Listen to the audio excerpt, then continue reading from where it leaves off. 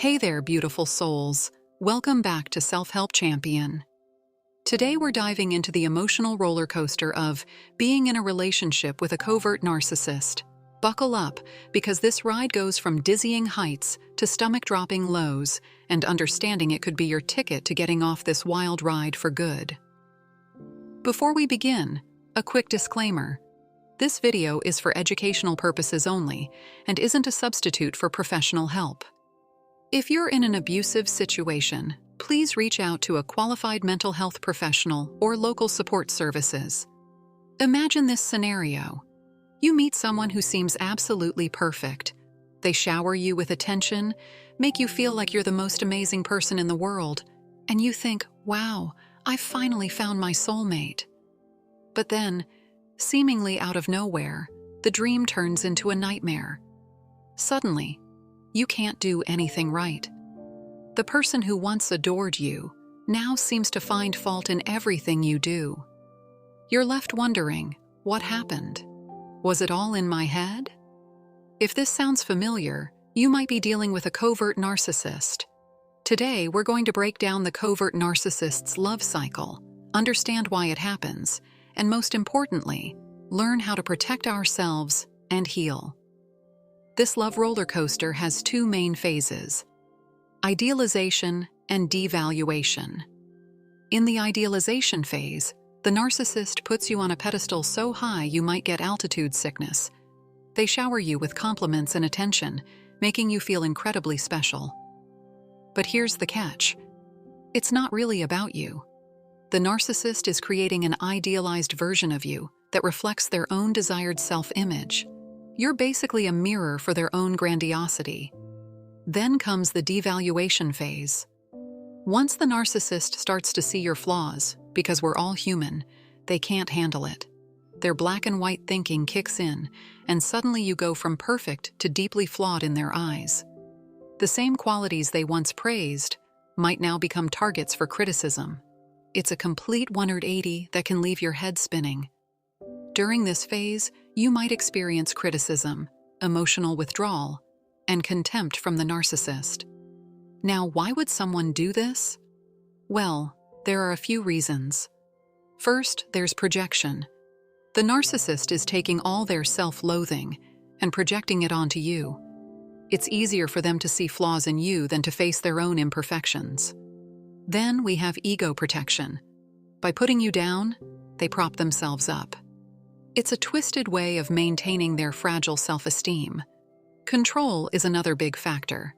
This emotional whiplash keeps you off balance and always seeking their approval. Lastly, there's emotional regulation. If they're feeling bad about themselves, making you feel worse helps them feel better. Let's talk about how this affects you, the partner on this crazy ride. It can be absolutely devastating. You might experience confusion and self-doubt, with the constant back and forth leaving you questioning your own reality. Your self-esteem is likely to take a hit, with constant criticism really doing a number on your self-worth. Anxiety and depression are common experiences, as the unpredictability of the narcissist's affection can leave you in a constant state of emotional turmoil. Isolation is another common experience, as the narcissist often only shows their bad side to you while charming everyone else. Finally, many partners of covert narcissists experience trauma bonding, where the intense highs and lows create a powerful, addictive attachment to the narcissist.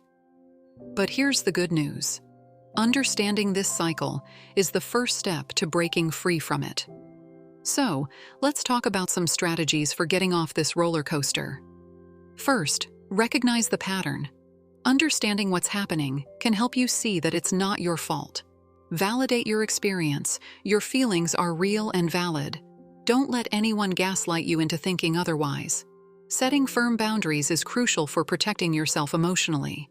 This might mean limiting contact, or even ending the relationship if necessary. Rebuilding your self-esteem is vital. Make a list of your positive qualities and engage in activities that make you feel competent and valued. Seek support from trusted friends, family, or support groups. Consider professional help from a therapist experienced in narcissistic abuse recovery. And practice self-compassion. Be gentle with yourself as you heal. As we wrap up, let's talk about moving forward and building healthier relationships. Take time to identify your needs and non-negotiables in a relationship. Cultivate self-love and learn to provide yourself with the validation you might have been seeking from the narcissist.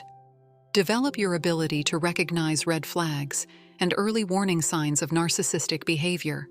Focus on building healthy connections with emotionally balanced individuals who offer genuine love and support. Remember, healing from narcissistic abuse is a journey, not a destination. Be patient with yourself and celebrate each step forward. You deserve a relationship built on mutual respect, empathy, and genuine love. Your worth is not determined by someone else's perception of you. You are inherently valuable, worthy of love, and capable of creating a life filled with authentic connections and personal growth. Thank you for joining me on this deep dive into the Covert Narcissist's love roller coaster. If you found this helpful, please subscribe and hit the notification bell for more content like this. Check the description for resources on healing from narcissistic abuse. Remember, you are strong, you are resilient, and you have the power to create positive change in your life. Until next time, take care of yourselves, beautiful souls. You've got this.